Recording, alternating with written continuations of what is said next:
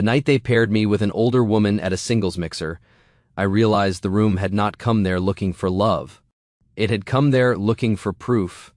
Proof that everyone was still attractive enough, young enough, interesting enough, untouched enough by time to be chosen quickly under bad lighting with a name tag stuck to their shirt. My name is Bennett Cole. I was 36, divorced, and only at that mixer because my sister had weaponized guilt with Olympic-level precision. You work from home, she'd said. You eat standing over the sink. You call the dog park a social life. Go meet people. I meet people. The UPS driver does not count. He knows my name. That's because you order coffee filters in bulk like a man preparing for winter. So that Friday night, I stood inside a hotel lounge in downtown Charlotte wearing a navy shirt, dark jeans, and a name tag that said Bennett, architectural drafting consultant, which somehow made me sound less interesting than a printer. The event was called Matched After Dark because apparently embarrassment needs branding. The concept was simple. You walked in, filled out a card, answered a few questions about hobbies and values, and then an organizer paired you with someone for 10-minute conversations. Every 10 minutes, a bell rang, and you moved on. Efficient. Awful. The room was full of people pretending not to judge each other while doing almost nothing else. Men checking watches. Women checking exits. Everyone laughing a little too loudly, like confidence was a group project. I lasted 20 minutes before I started planning my escape. Then the organizer, a woman in a red blazer with a headset and the energy of a cruise director, tapped her microphone. All right, everyone.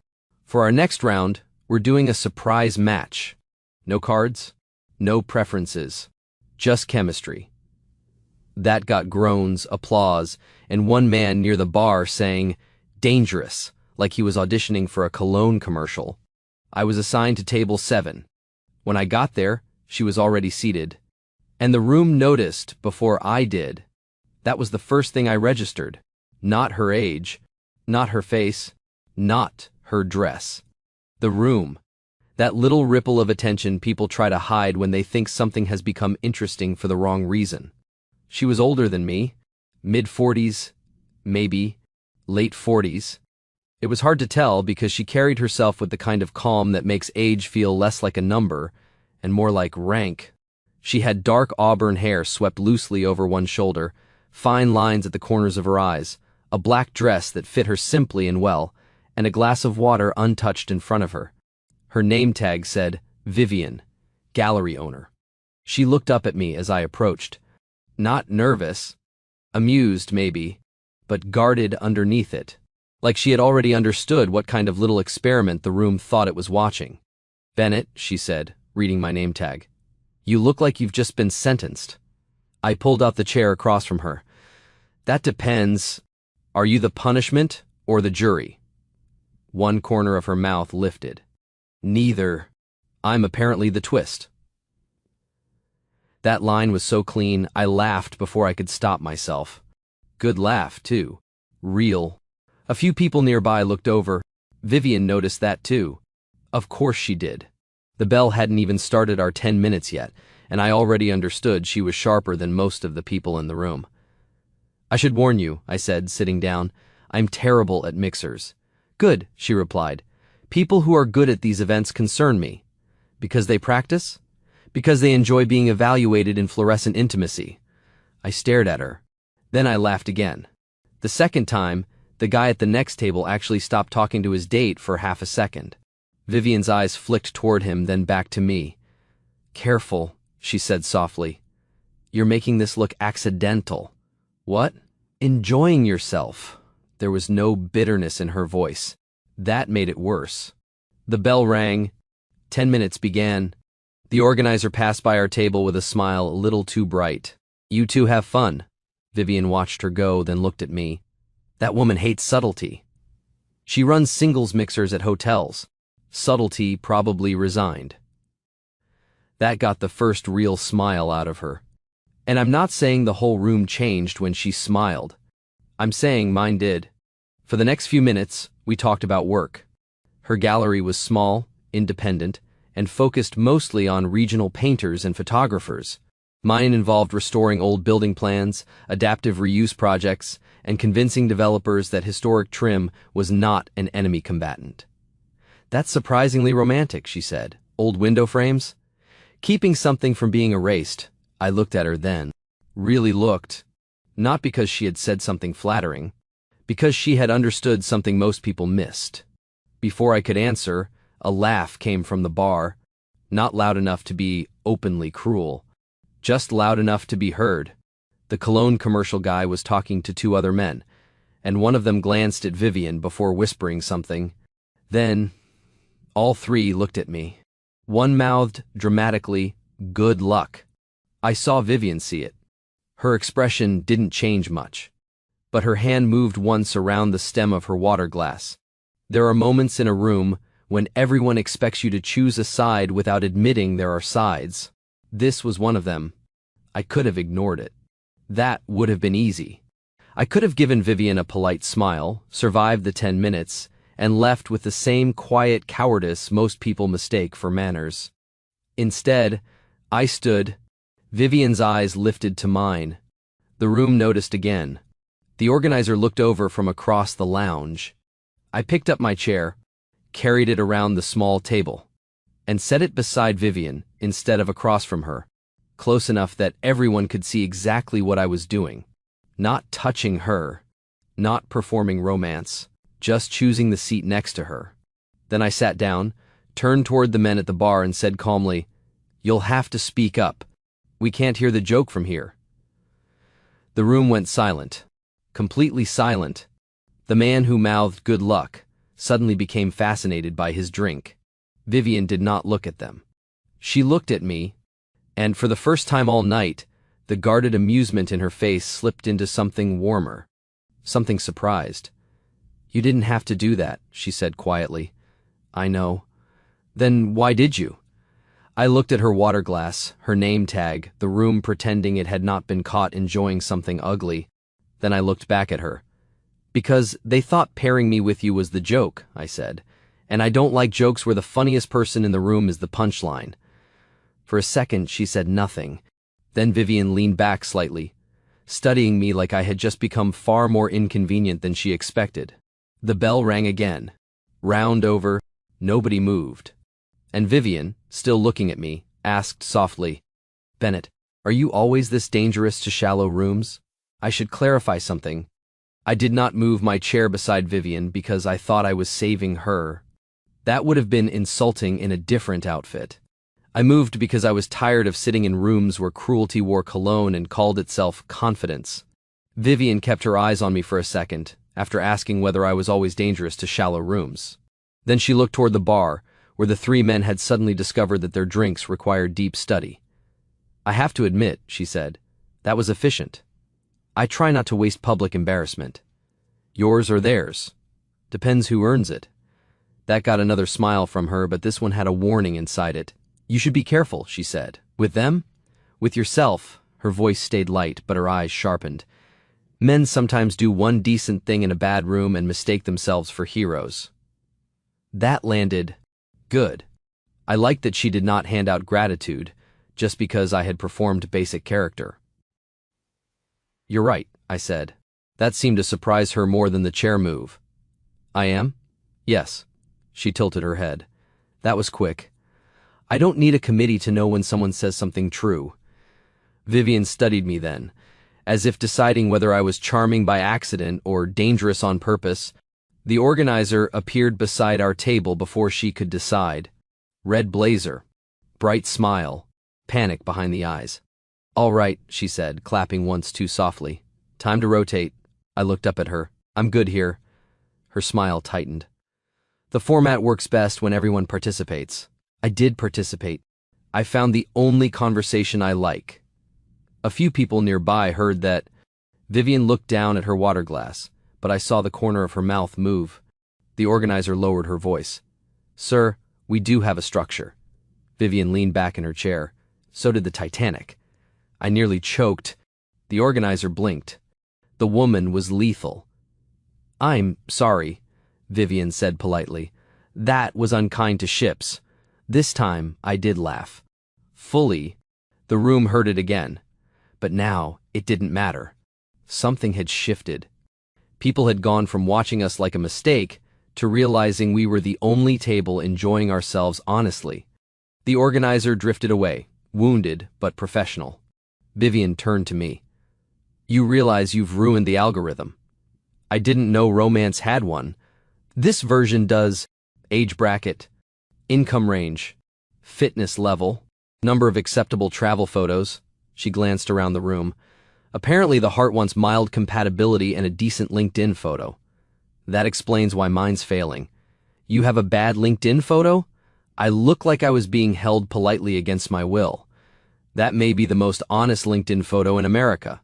We lasted through half of the next round before giving up. Not dramatically. We didn't storm out. We simply stood at the same time, which somehow felt more suspicious. The organizer saw us leaving and tried one last time. Vivian, Bennett, are you sure? The final round includes preference cards. Vivian picked up her coat. I think I've had enough democracy for one evening. I opened the door for her, not as a performance, because it was there. Outside, the hotel lobby was cooler and quieter, all marble floors and expensive plants nobody was allowed to touch. Vivian walked beside me without speaking until we reached a small seating area near the windows. Then she stopped.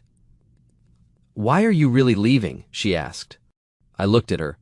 Because I want to talk to you somewhere people aren't taking mental attendance. No. Her eyes held mine. Why are you leaving with me? There was no flirtation in the question. Not really. It was a test of precision. So I didn't give her a polished answer. Because you're the first person tonight who made me forget I was trying to survive the evening. Her expression changed. Not softened exactly, but something in it quieted. That's a better answer than I expected, she said. I also have worse ones if you prefer balance. Later, we walked 2 blocks to a small bar attached to an old theater. Not loud, not trendy, just dim lights, a long wooden counter, and jazz playing low enough that nobody had to shout. Vivian chose a booth near the back. The server came by. She ordered sparkling water with lime. I ordered black coffee because apparently my idea of nightlife had become a diner with better furniture. She noticed. Coffee at a bar? I'm divorced. My rebellion has limits. That made her smile into her water. There it is, she said. What? The reason you look like you were waiting for the fire exit. I laughed once. That obvious? To me, I wasn't sure whether I liked how she said that. I did. That was the problem. My sister made me go, I said. She believes my post-divorce life has become too quiet. Has it? Yes. No hesitation. I've been accused of over-editing my own feelings. I'm trying a new system. What system? Answer before I can make it sound better. Vivian looked at me for a long second. Then she said, That sounds dangerous. You like that word. I like accurate words. Fair. The server brought our drinks. Vivian squeezed lime into her water slowly, buying time or giving it to me. I couldn't tell which. Then she said, My friend bought my ticket. To the mixer? Yes. She told me it was elegant, curated, and age-inclusive. Vivian's smile turned dry, which, translated from hopeful friend, meant I would be the oldest woman in a room full of people pretending not to notice. You almost left. Yes. When? When the organizer looked at me and said, Don't worry, we have someone open-minded for you. My hand tightened around my coffee cup. Vivian saw it. Careful, she said again, but softer this time. Don't turn angry on my behalf if it makes you stop listening. That line was so good it annoyed me. So I listened. She looked down at her glass. I'm not ashamed of being older than you, Bennett. I'm not ashamed of my face, my life, my history, or the fact that I don't look like I did at 28. Her eyes lifted to mine. But I am tired of rooms acting like a woman past 40 is either invisible or brave for showing up. That one stayed in the air. I didn't rush to fill it. Eventually I said, For what it's worth, I noticed you before I noticed the room. Her expression flickered. You're good at that, she said. What? Saying something that almost sounds like a line, then making it too specific to dismiss. I can make it worse. Please don't. I noticed your water first. That got a laugh out of her. My water? You hadn't touched it. Everyone else was drinking like social anxiety had a 2-item minimum. You were just sitting there, perfectly still, like you'd already solved the room and disliked the answer. Vivian looked at me then in a way that made my coffee feel suddenly unnecessary. That, she said quietly, is exactly what happened. And for the first time all night, the age difference stopped feeling like the room's judgment and started feeling like the least interesting thing about her. Then her phone lit up on the table. She glanced at it. Her face changed. I didn't ask. She turned the screen slightly toward me anyway. A text from someone named Marissa. Please tell me you didn't leave with the younger guy. People are talking. Vivian stared at it. Then she laughed once, but there was no humor in it. I looked at the message, then at her, and before I could stop myself, I said, "Let them." Her eyes lifted, not amused this time, interested. "Bennett," she said, "that is either confidence or trouble." I held her gaze. Maybe both. I should have known better than to say maybe both to a woman like Vivian Vale. She didn't blush. She didn't giggle. She simply watched me across the booth with that calm, assessing expression, as if I had handed her an interesting object and she was deciding whether it belonged in a gallery or in evidence. Then she set her phone face down. "Trouble usually sounds better before it costs anything," she said. "That sounds like experience." "It is." I didn't rush to answer. That was one thing I was learning about her quickly. Vivian didn't reward fast responses unless they were honest. Anything too polished seemed to bore her. So I leaned back and said, "My divorce taught me that avoiding trouble doesn't guarantee peace." Her expression shifted. Not sympathy. Recognition. "That is unfortunately true." The bar hummed around us. Low music, glasses, a couple laughing near the door. Outside, hotel guests moved past the window in little groups, all dressed for evenings that probably made more sense than mine. Vivian picked up her water again. "How long? Since the divorce?" She nodded. 2 years. Was it awful? Quietly. That made her look at me more carefully. I continued before I could turn it into something easier. No huge betrayal. No dramatic final scene. We just got very good at being polite while becoming strangers. By the time she left, the house felt like a waiting room where nobody had an appointment. Vivian's face softened at the edges. "That may be worse," she said. "It was less cinematic. More expensive." She laughed, but gently. Then she said, "I was married once." I should not have been surprised. I was. Once? 14 years. Divorced at 41. She said it plainly, but I could hear the weight behind the clean delivery. "What happened?" Vivian smiled into her glass. "He traded depth for novelty and called it rediscovering himself." I stared at her for half a second. Then she added, "That was the polite version." "I'd like the impolite version." "No, you wouldn't." "You're right. I'd probably get angry, and you'd tell me not to stop listening." That brought her smile back. "Good. You are learning." There was a strange comfort in that moment. Not easy comfort. More like standing beside someone at the same overlook after taking completely different roads to get there. We weren't the same. That was obvious. She had a decade on me, a gallery, a history, an elegance I could not fake if I had a month and a consultant. But we were both old enough to know that loneliness can look very respectable from the outside. Her phone buzzed again. This time, she ignored it. Then mine buzzed. "My sister, please tell me you didn't leave the mixer already." A second message arrived before I could answer. "Wait, someone posted a picture. Is that you moving your chair next to an older woman like a Victorian bodyguard?" I looked at the screen.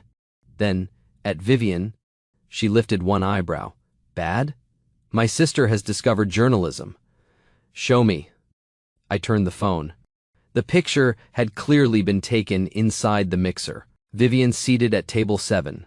Me carrying my chair around to sit beside her. The men at the bar in the background, caught looking exactly as smug and stupid as they were, caption from some attendee I didn't know, when the surprise match goes off script. Vivian stared at it. For 1 second, she looked amused. Then she looked tired. "That's fast," she said. "I can ask my sister who posted it." "No," she handed the phone back. "Don't." "Vivian, no." Her voice stayed calm, but something in it sharpened. "I spent enough years letting rooms decide what version of me they wanted to circulate afterward. I'm not chasing this one." I hated how reasonable that sounded, mostly because I wanted to go back to the mixer and have a civilized conversation with someone's phone, by which I mean throw it into soup.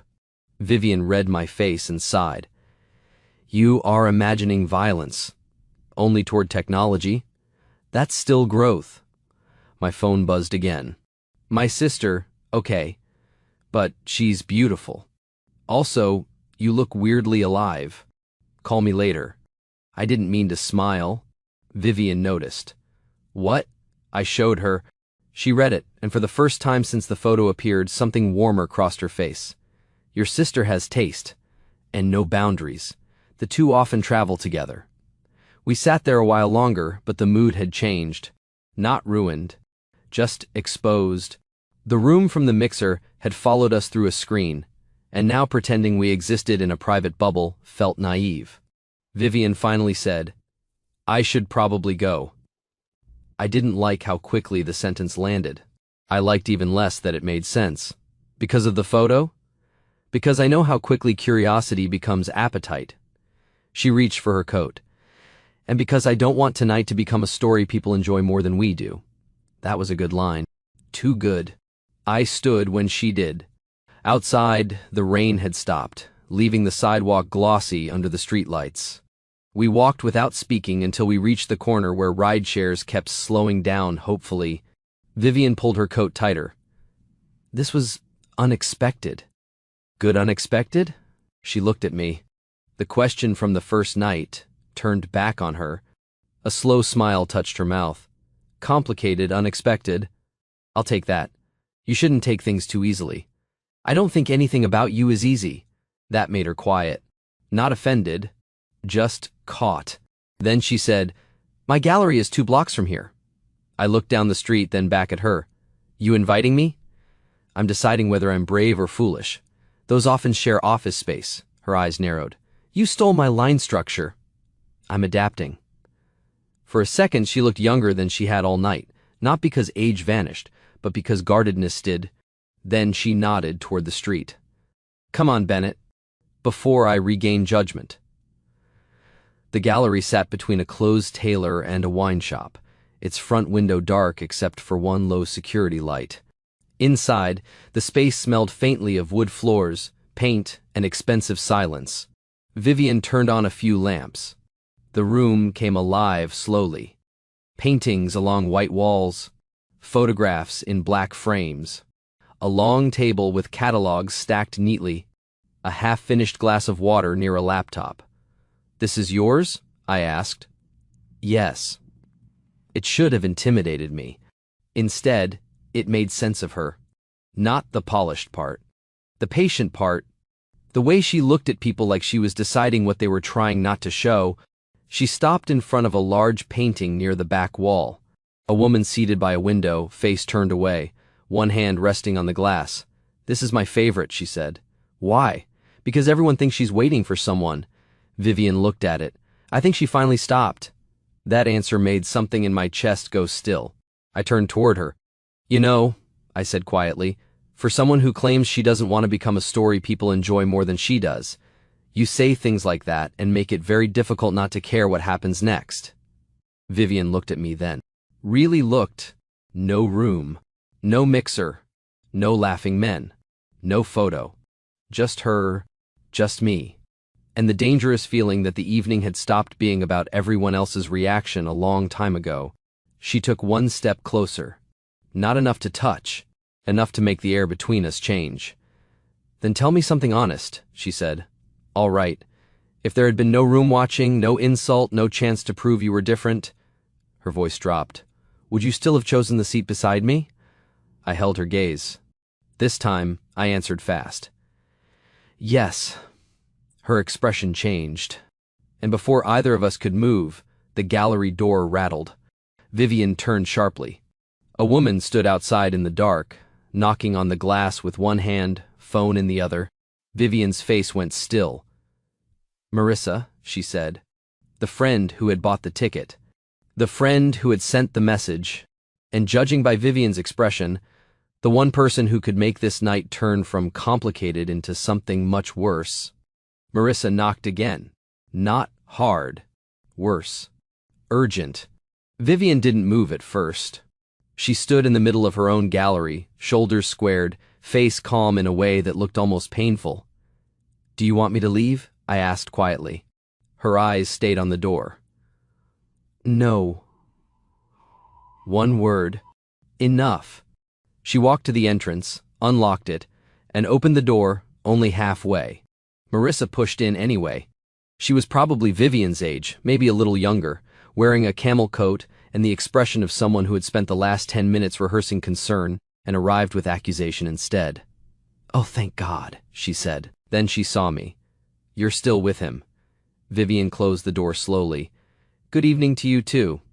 Marissa looked between us, then lifted her phone. "Do you know people are sharing that picture?" "Yes." "And you left with him?" Vivian's face didn't change. "I was there when I left. That's not funny. It wasn't intended to be."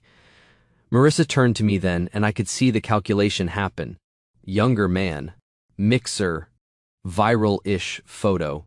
Gallery after hours.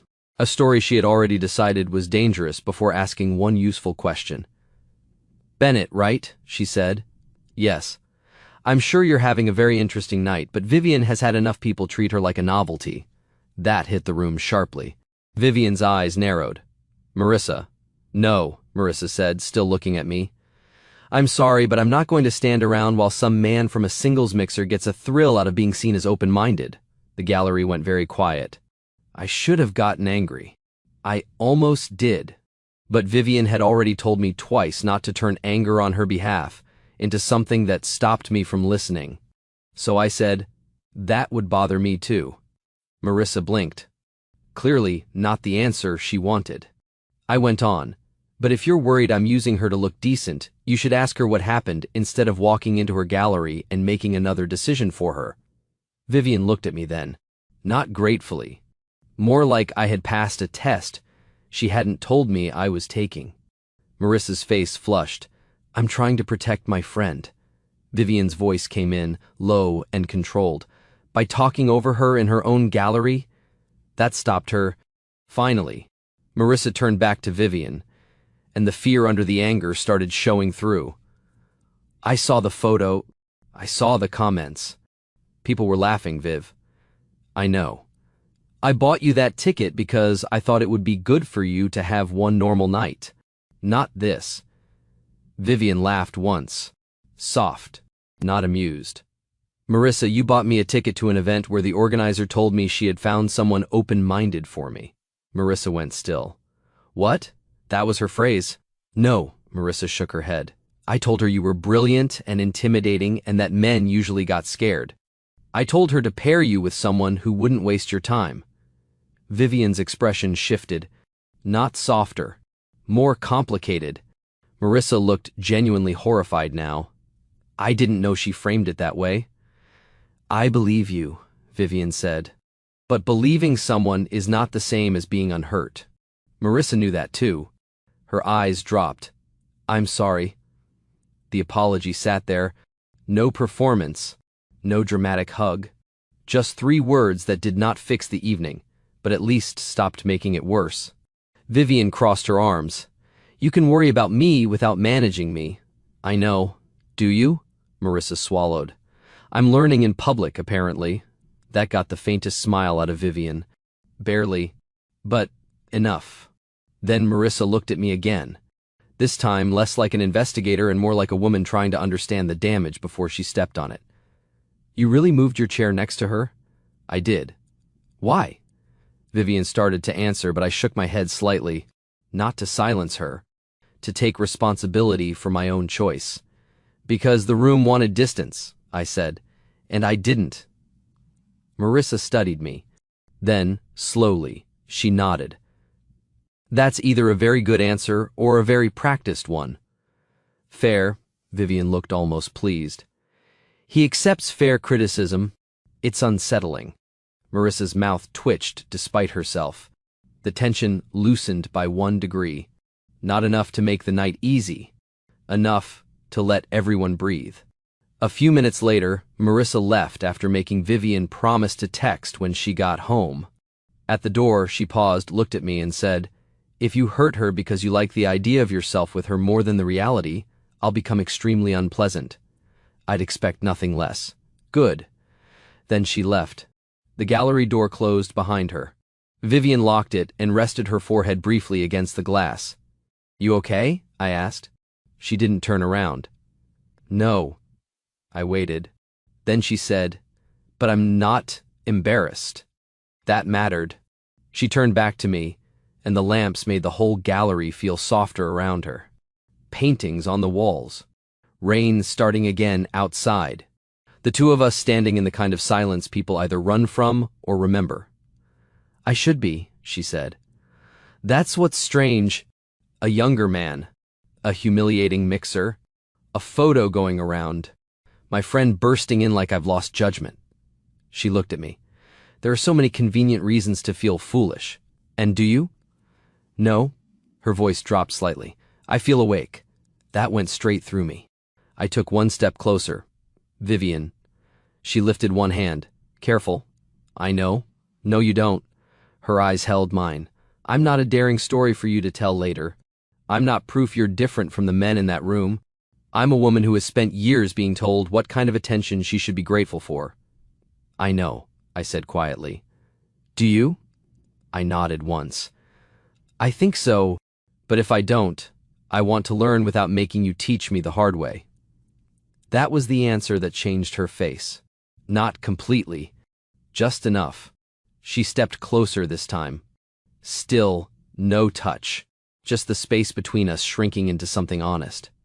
"And if tomorrow everyone decides this was ridiculous," she asked, "then tomorrow everyone can be wrong." Her laugh came out small and disbelieving. "Dangerous again." "No." I looked at her properly. "Certain." Vivian's eyes moved over my face like she was looking for the performance and not finding it. Then she reached up, touched the edge of my collar with 2 fingers, and said, "You have no idea how careful I'm trying to be." "I do," I said, "because I'm trying too." That was when she kissed me. Not like a woman trying to prove she could still be wanted.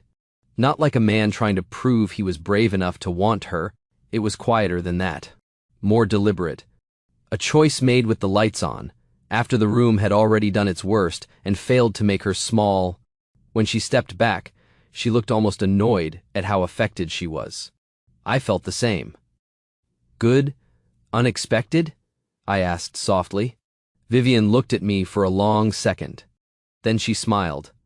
"Very inconveniently good." Someone inside lifted a phone. Vivian saw it. So did I. For half a second, neither of us moved. Then she reached for my hand. Not to hide, not to perform, but to decide. And when the phone camera pointed toward us through the glass, Vivian turned slightly toward me and whispered, "Let them see the part they don't understand." Vivian did not let go of my hand. That was the first thing I remember clearly. Not the car outside. Not the phone pointed at the gallery window. Not the strange, stupid feeling of being watched by someone who wanted a story without earning the truth. Her hand in mine. Warm.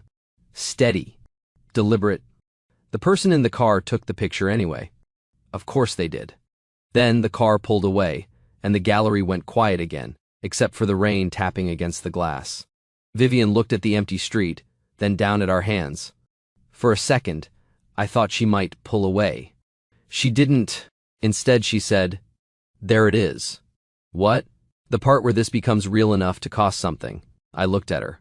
"Does that make you want to stop?" She turned back to me. "No," she said. "It makes me want to be very clear." That was Vivian. Even after a kiss. Even after a ridiculous mixer. Even after being mocked, photographed, defended, challenged by her best friend, and kissed in her own gallery like the night had decided subtlety was overrated. She still wanted clarity. So we sat at the long table near the catalogs and had the least romantic conversation two people can have after a first kiss, which made it strangely perfect. She told me she would not be someone's rebellion. I told her I did not need a rebellion. I needed a life with more truth in it. She said she would not compete with the ghost of my divorce. I told her my divorce had taught me what silence costs, not what love should be. I said I didn't want to turn her age into some brave statement. She said, "Good, because I am not a public service announcement with earrings." That made me laugh so hard she finally smiled. By the time I left the gallery, it was after midnight. We did not pretend the evening had been normal. We did not pretend the kiss meant everything was simple. And we definitely did not pretend people would stop talking because we had decided their opinions were shallow. By morning, the second photo was already circulating. Not viral, not famous, just enough. A few comments under the Mixer post, a few jokes, a few people acting like an age gap between consenting adults was a public emergency. One man wrote, "Bro really took the cougar bait," which told me everything I needed to know about his loneliness and vocabulary. I expected Vivian to retreat. She didn't. At 11 that morning, her gallery account posted a photo of the painting she had shown me the night before, the woman by the window, the one everyone thought was waiting. Caption, "Not every woman is waiting to be chosen. Some are deciding who gets to stay." No mention of me. No explanation. No apology. That afternoon, she texted me, "Dinner. Thursday. No audience." I wrote back, "Yes." Then another message came through. "And Bennett?" "Yes." "Do not wear the shirt from the Mixer. It looked like you were trying to convince a bank you were emotionally stable." That was when I knew I was in trouble. Thursday became dinner. Dinner became Saturday morning at her gallery while she unpacked a shipment and I pretended not to enjoy being handed tasks. Saturday became a walk through a design market. Then, a Sunday afternoon where she came to my place, met my sister, and somehow within 20 minutes had Lydia laughing so hard she forgot she had planned to interrogate her. After Vivian left, Lydia stood in my kitchen with her arms folded and said, "Okay. Okay, what? She's terrifying." She is not terrifying. She looked at me once and I confessed that I lied about liking yoga. "That sounds like efficiency." Lydia pointed at me. "You look happy." That shut me up. Because I did. Not giddy. Not foolish. Not like a man trying to prove that life after divorce could still surprise him. Happy, in a quieter way. Like a room had opened somewhere inside me and the light was better there. 3 months later, the Mixer photo was old news. But Vivian was not. She was part of my days now in small, specific ways that felt more intimate than drama. She sent me photos of terrible hotel lobby art. I sent her old building details she would either admire or insult. She learned that I made breakfast badly, but consistently. I learned she hated people touching her gallery walls, but would let small children sit on the floor during openings if they were looking at the art seriously. 6 months in, I helped her hang a new exhibition. The main piece was the woman by the window. Except this time, beside it, Vivian had placed a second painting from the same artist. Same woman, then Vivian herself carrying one suitcase and saying, "If this becomes domestic in a boring way, I reserve the right to object." It did become domestic. Beautifully. We argued over wall colors. We hosted small dinners. We walked through galleries in cities we visited and whispered cruel but accurate reviews to each other. Sometimes people still looked twice when they realized she was older than me. Sometimes they didn't. The difference was that neither of us looked away anymore. 2 years after the Mixer, I proposed in her gallery after closing, not in front of a crowd, not under the painting by the window, under the second one, the open door. Vivian stared at the ring, then at me, and for the first time since I'd known her, she had no elegant sentence ready, so I gave her one. "You once asked if I would still have chosen the seat beside you if no one was watching," I said. "I would. I do. Every day." Her eyes filled. Then she said, "That was almost too sentimental." "Almost? Don't ruin it." "I won't." She said yes. Then she kissed me in the empty gallery, and this time nobody was outside with a phone. Years later, when people asked how we met, Vivian usually said, "A very badly designed singles mixer." I'd say, "Best bad room I ever walked into." And she'd give me that look, the one that still made me feel like I had been chosen by the sharpest person in the room, not because I made a scene, but because I stayed after the scene was over.